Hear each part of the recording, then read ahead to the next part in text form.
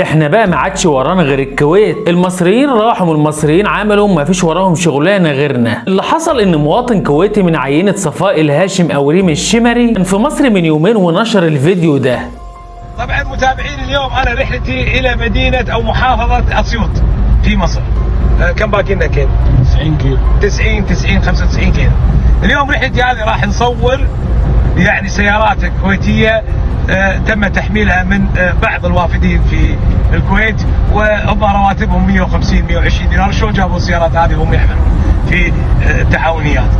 ورايحين نصور طبعا عمارات وبيوت. ان شاء الله راح اسوي لكم نقل مباشر. الراجل ده اسمه عادل سليمان، جه من الكويت مخصوص لمحافظة اسيوط عشان يصور ممتلكات العاملين هناك ويقول ازاي عامل مصري راتبه لا يتخطى ال 200 دينار ويملك منزل او سيارة بالشكل ده ويملك اراضي بملايين الجنيهات. من الاخر كده جاي يوثق العز اللي بيعيشه الصعايدة وبيقول ان هم سرقوا ثروات الكويت، وده طبعا ما حصلش. ما هم حاجة من الاتنين، يا اما جاي يغطي على قضايا الفساد والرشاوى اللي حصلت هناك في السنوات الاخيرة جاي يلبسها للمصريين، يا اما عايزين يرحلوا الجاليه المصريه كلها. انا اصلا مش متخيل ازاي عامل مصري يرضى يشتغل ب 100 او 150 دينار، دي سرقه عيني عينك يعني. ايجار اعفن سكن في الكويت ب 200 دينار، تخيل بقى السكن ده بيقعد فيه كام عامل عشان يقدروا يوفروا اي مبلغ ويرسلوه لاهاليهم. كلنا عارفين ان هم بياخدوا فتافيت في الاخر وما بياخدوش حقوقهم كامله. انتوا اكتر دوله بتستغل العماله عندها. انا مش عارف الصراحه ليه العنصريه دي كلها اتجاه المصريين بالذات. هل ده جزاءنا بعد دور مصر في حرب الخليج الثانيه اللي هي تحرير الكويت؟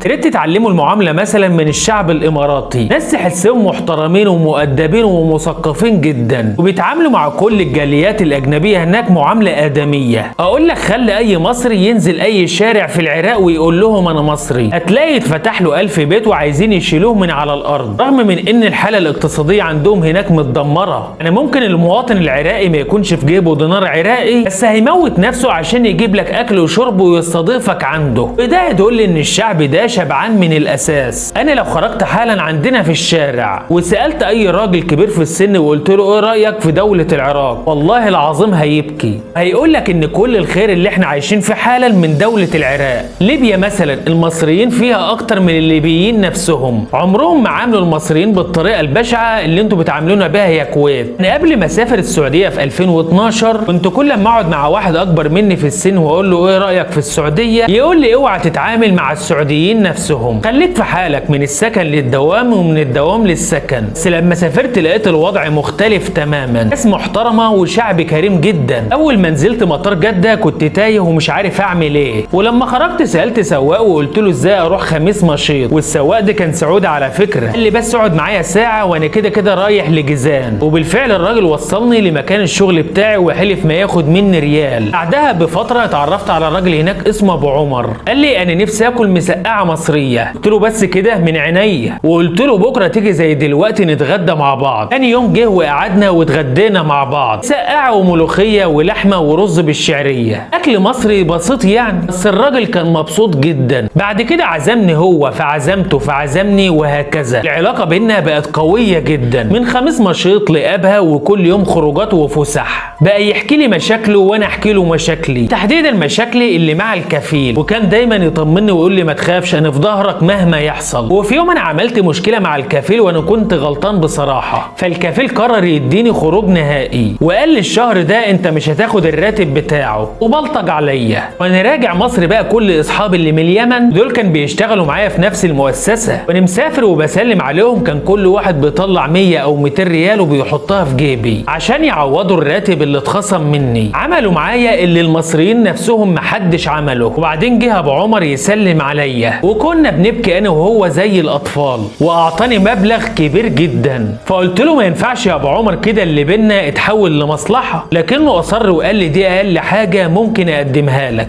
شايفين المعامله عامله ازاي؟ انا الى الان بفتح اليوتيوب واكتب صلاة عباده او شوارع خميس مشيط، اقعد افتكر الذكريات والناس الحلوه. بلد خرجت منها بعشق ترابها بسبب المعامله وناسها الطيبين، مع ان كفيلي ده كان جاحد وظالم بس والله كان قلبه ابيض. انا بقى ما عدتش عارف احب الكويت بسبب اللي بيحصل كل فتره، عنصريتهم بتزيد يوم ورا التاني الا من رحم ربي طبعا. اكيد مش كل الكويتيين بالشكل ده، بس انا متاكد ان هم بيهاجموا المصريين يوميا، بس بس الاعلام المصري هو اللي بيتستر عليهم عشان ما يزودش الكره والغضب بين الشعبين. ده دول الغرب ما بتعملش معانا اللي انتوا بتعملوه ده. ربنا يهديكم.